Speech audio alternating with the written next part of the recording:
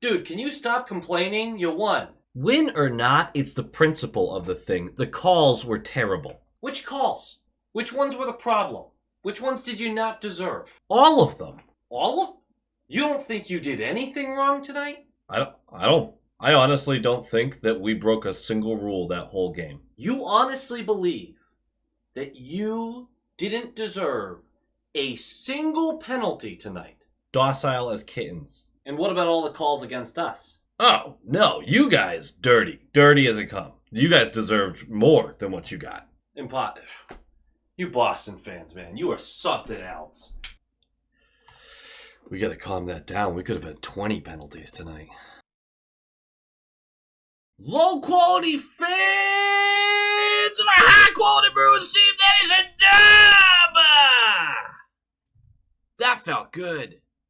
First of all, 82-0 dream, still alive. It's still alive. It's still alive and kicking 2 whole games into the season. The excitement is there. The energy, it's palpable. Palpable. I'm not wearing pants right now. Do with that information what you will. This was a doozy of a game.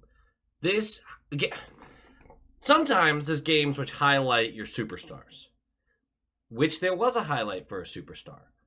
But for the most part, this was one of those games that was all about the role players. And we're coming up, we're only 2 games in, but there's a discussion that has to be had about the current top 6 and adjustments that might need to get made.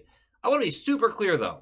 Statements I make about that right now, I know are preemptive. We're not there yet. You have to give it more time. There's a lot of new pieces. You have to give people a chance to fit into the roles they are currently in. That being said, sometimes the writing is on the wall. This one feels like a writing on the wall situation. I said that thing about not wearing pants, and I just spilled hot apple cider on my bare legs. So I got what I deserved there. Let's talk about these teams a little bit. The Predators are a team that many booked would struggle to score, and I think that's going to hold true through the season. They don't have a lot of offensive firepower. Their power play might be bad, really bad. But they have scored 3 goals in each of their past 2 games. This game, not so lucky. The biggest threat on this team is the juice. Saros. Incredible. The guy's so good. He is one of 4 goalies in the league that just scare the shit out of me. If you're playing a playoff series against him, you're sitting there going, this guy, if he just gets hot, there's nothing we can do. There's nothing you can do. You would have to, I don't know. Well, I'm not going to say that on a podcast. YouTube thing. But he's great. And he was my fear in this game. And I thought he played fucking incredibly in this one. I thought both goalies did. Our side of things, the lines are not changing from game 1. We're doing Marchand, Coyle, DeBrusk, JVR, Zaka, Pasternak, Frederick, Potter, Geeky, Lucic, Beecher, Lauko, Grismack, Lindholm, Carlo, Forbort, Shattenkirk. But Swayman will get your start rather than Olmark. Just like last year, we're going back and forth. One comment before we talk about the game. Patra has liked, commented, and subscribed. You can't prove me wrong on that. No, seriously. Patra is a bingo case right now. This is a weird metaphor. The way I see it is if he has 5 out of his 9 games where he is looking really good, then that is enough to have the conversation about him sticking around. And with every game higher than that, obviously, it becomes more of a sure thing. But he needs 5 out of 9. He needs 5 in a row. He needs his bingo to even have the conversation after 9 games. He's going to get the full 9. After 2, it becomes pretty clear now he should get the full 9 outside of him having some sort of injury or something like that. The reason I clarify that is because we don't expect our tenured players to have 9 straight great games in a row. So the expectation for Patra should be more good than bad. He has to push it beyond that to really stick, but that's kind of how I'm treating it right now, and I think he's 2 for 2 so far. We'll talk about it, but I really do think he's 2 for 2. Puck drops! Would you believe I slept through the first period? Would you believe that? Went out for drinks for lunch and took a little nap. I'm getting old. I had to go back and rewatch it. Who? Not fun getting old kids. That's why I was not on Twitter for the first period. That's embarrassing. 3:29 in. A really great rush by the fourth line goes Beecher to Lucic to Beecher over the blue line to Lauko, who drops it for Shattenkirk. And Shattenkirk's going to blast this on net. An underrated attribute of a goalie. Obviously make the save. Saros punches this away. It's great rebound control, first of all. Right pad, kicks it out. But it also springs the transition the other way, which this excellent rush by the fourth line so quickly after a good save just springs. And so it's a 3-on-2, and in a pretty easy play for the Preds, it's just a dish from the right wall to Sissons, who's coming into that right circle just in the high, close to the slot mark, and he hammers this blocker side. I think it might have caught post. It's 1-0, less than 4 minutes into the game. The concern there being, well, Nashville doesn't have a great offense, so you don't have to worry about them typically running away with a game. But it's not like our offense is one that we think is going to be amazing either. So first goals are going to become pretty fucking important, I think, this season. And as with every event in this game, it's immediately followed by a penalty. All game. 4:21 in. Marchand's going to go for high sticking. We're going to go to the penalty kill. 14 seconds left of that penalty kill. McAvoy's going to go for holding the stick. It's 5 versus 3 for 14 seconds, 146 of 5v4. We're going to kill off all of that. Marchand does get a chance when he comes out of the box. Forbort with the best play of the game for him. Excellent pass up the wall. Marchand has to fire high from the left circle because the defenseman is closing in on him. Saros is up to the task, man. Glove side just snags it. 31 seconds left of the PK. Novak is going to go for slashing, so we're going to get 4v4 for about 30 seconds, and then a $1.29 of a power play. Something really bothered me about this play. Carlo has been great through 2 games, but the team was smart enough when we gained possession to hold the puck, and because there was still almost a minute left on the penalty kill when this actually happened, and we possessed for the next 30 seconds. Nashville wasn't really pressuring us either. They were just mostly allowing us to dwindle that clock so we could get a full power play. And Carlo, from behind our net, goes for a Hail Mary. Ends up turning the puck over. Obviously, whistle, blows the play dead. We're going to go 4v4 for 30 seconds rather than have more time on the power play. I just thought it was a really foolish play, especially when everyone around you has made it so clear, like, hey, this is the plan. Let's get as much time on the power play as possible. Just read the room, bud. Read the room. During the power play, it's not great, and Sissons gets stoned on a shorthanded breakaway. That was the best chance of the power play. Either way, we're going to move on. 9:42 left. Forbort is going to go for hooking. Back to the penalty kill again. It's a great kill by Swayman. Not by too many other players. 6:11 left. Roughing on Sherwood. We're going to the power play. And about a minute into it, JVR is in the bumper. He's just standing to the left of Saros. Quick feed to him. JVR tries to cross slot, feed it. I can't tell if he was going for Zaka, who's in the slot, or Pasta, who's across in the left circle. He tries it, though. Fabro comes in, blocks the pass, but blocks it right into his own net. The fucking idiot. You idiot. You're supposed to keep the puck out of your net. Someone should really tell Fabro that. Either way, that's a JVR PP goal. It's his first of the season. His first as a Boston Bruin. Have a game, kid. 1-1. And we're going to go on to the second period. Feeling mostly okay about that because you took a ton of penalties that period. I think you're up to like 8 minutes or 6 to 8 minutes of penalty killing time through one period, but it's tied. Okay, let's just lock it in and don't take a ton of penalties. And then 3:19 in, Lauko is going to go for high sticking for a double minor. So it's 4 minutes of penalty killing time, and it's a gutsy kill. I mean, blocking shots, getting clears. Swayman comes up huge once, but doesn't have to kill it by himself. Just gorgeous, gorgeous penalty killing. Excellent work. 7:49 in. Lucic sees Pasta cherry picking. Perfect pass. Long breakaway. Fakes the shot. Moves to his right. Saros gets it high glove once again. He's so good. He's so good. And then midway through this period, we're going to get a dominant shift by the third line. They're all over him. And it's honestly, is anyone else surprised the third line doesn't, it's only through 2 games, but you feel like they'd have more points to show for it with the work they're putting in? Because, God, it just really feels like they free up chances. Anyway, and then the first line follows suit, comes out, all pressure, dominant once again. Lucic is taking a spin with them. I think Lucic is our guy for the coaching staff right now that keeps getting moved around because he doesn't do a lot of the special teams, or at least not the first iteration of the special teams. So he's that guy during 5-on-5 play where it's like, all right, JVR just played 2 minutes on the power play. Let's have the fourth line out, or let's have the first line out, and we'll just swap Lucic in. Lucic, his ice time still isn't immense. You would think that with the time he's bouncing around, he looks like he's on the ice a lot. It's actually not that crazy, but it's definitely one of those things where he seems to be your utility guy, which is not something I had pegged, but he's looking decent. I'm still worried about his skating through the neutral zone and whatnot, but he has been looked better than I expected, and I think it's important for us to, or for people like me to say that, so I'm not being disingenuous about the whole, I didn't want Lucic back. And it is hard watching him be this version rather than the original version, but he's definitely looked more effective than I expected. Anyway, through those 2 dominant shifts, we didn't score at all, but really good pressure. I just wanted to point it out. 9:32 left, Lindholm for interference, just blatantly. Like, what are we doing?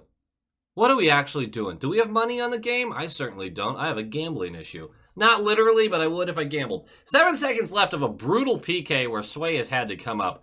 Huge, huge. Marchand, after a whistle, with a cross-check.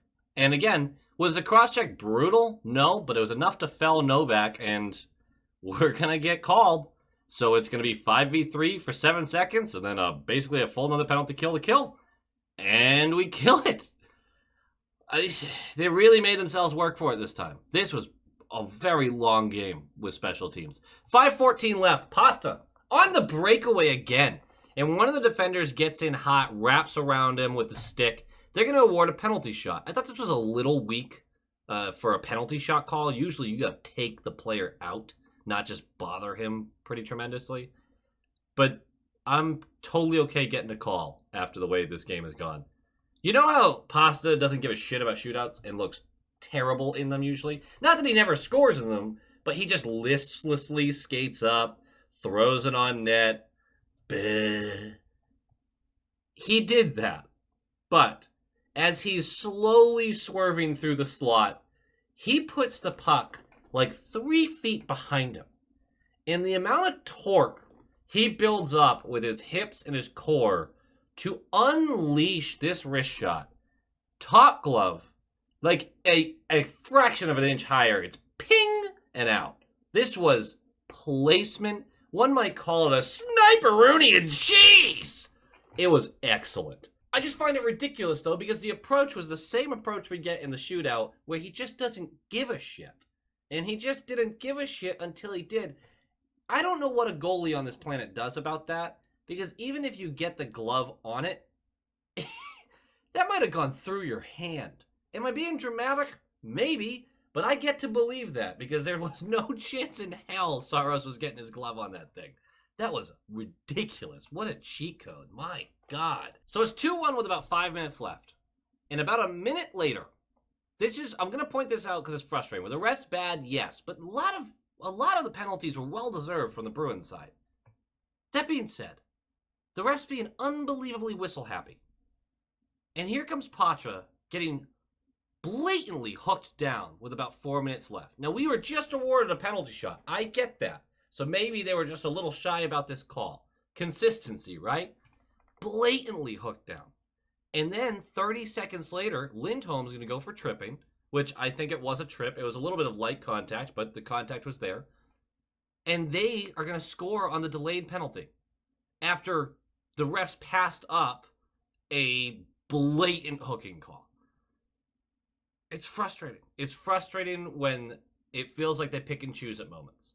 I don't think the refs were favoring one side or another, genuinely. I just think there was a lot of incompetence going around. It's early season for everybody. And you know what, while we're on the topic, early season, it feels like every year, and I don't know if I don't have the statistics to back it up right now. I would have to take time to do that, and I don't have the time tonight.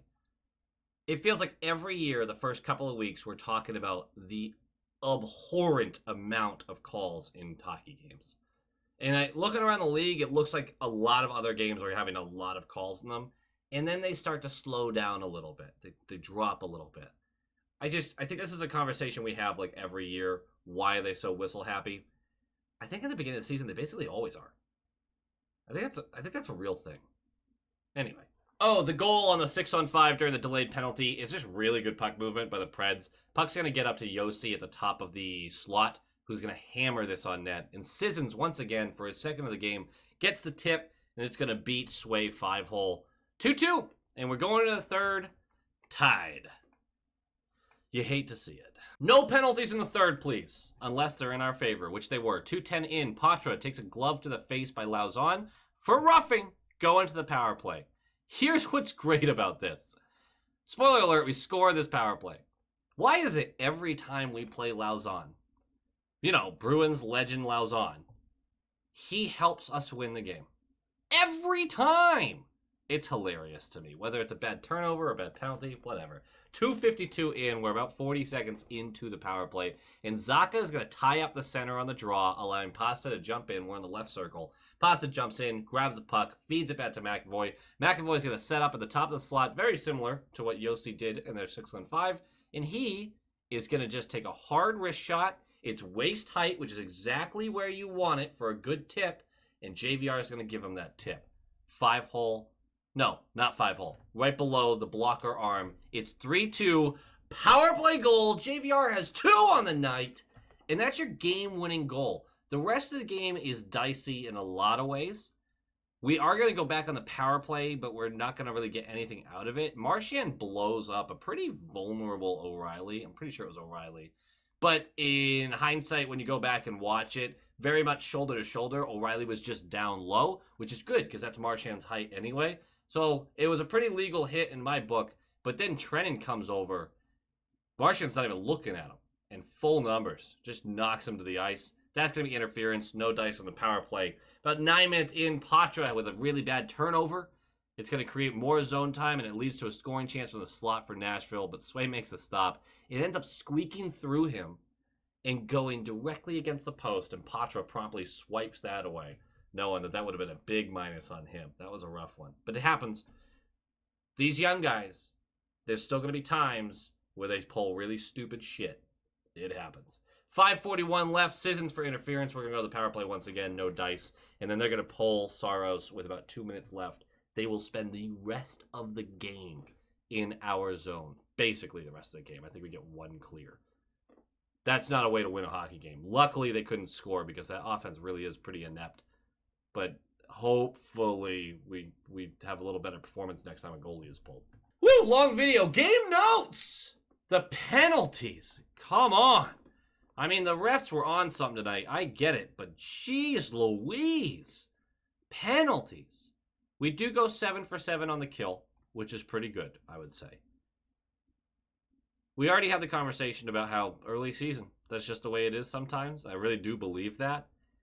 But this team is not the type of team, not built in a way to survive those kind of penalty numbers. I don't know if any team truly is, but your penalty kill has to be good, sure. But you also have to be a high-powered offense if you're going to take that many penalties, because you're going to have to get some goals back. And I don't think this team is built like that. It's defense. It's built from the net out, really. It's goaltending, defense, and a lot of good role players. I was really impressed by our bottom 6 again for this one. That's 2 games in a row, and they just look great. Which leads to our next game note. Is it worth keeping Patra up if it just means the third line stays looking this good? I don't think Geeky has been all that strong. I think he's been quietly solid, but he hasn't been as impressive as I expected from him. But the third line has been really tremendous, I thought. So is it worth a third line staying really good and burning a year of his ELC? I'd say yes, because although the NHL is not a development league, you do have to improve at the NHL level. And if he's good enough to be a good, high-end third-line center, why wouldn't he be playing at the peak of his abilities right now? I don't know why you would send him down just to save a year on the ELC, entry-level contract for those of you who are newer. it just doesn't make sense to me. I would keep him up even if that was his role, even if we couldn't do anything better than that. Which, there is a concern. He was good in this game. He looked like he was laboring by the end of the game, and I do wonder if the physicality of it, because he gets knocked down a lot. He's only 180 pounds, not even 180 pounds. I wonder if the physicality is starting to catch up. Dude looks a little banged up. Not banged up, but he looks like he was laboring at the end of the game. That's not a knock on him. That's a realistic situation. So, something to keep an eye on. But still bleeds into my next point, which is the last game note. The top 6 hasn't been great. The Zaka line's been good. Really good at times. The Coyle line hasn't, which is interesting because I feel like Marchand and DeBrusque have looked really tremendous individually at times. I think our fear going in this season was Coyle might not be a top 6 center.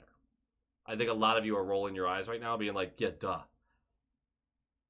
The whole, is Patra going to move up to 2C thing? Would the third line still be effective with Coyle? I think the third line would definitely still be effective with Coyle. I want to see before the 9 games end, Patra up with Marchand and DeBrusque. I want to see it. Because it's premature, and it's a little insulting to Coyle, just a tad bit. But I think it's our weakest line right now. I think our second line is our weakest line for what they should be delivering. Obviously, our second line is better than our fourth line. Obviously. But for their expectations, I had higher expectations for the second. Everyone should. So, it's only 2 games. We should give it a little more time to mesh.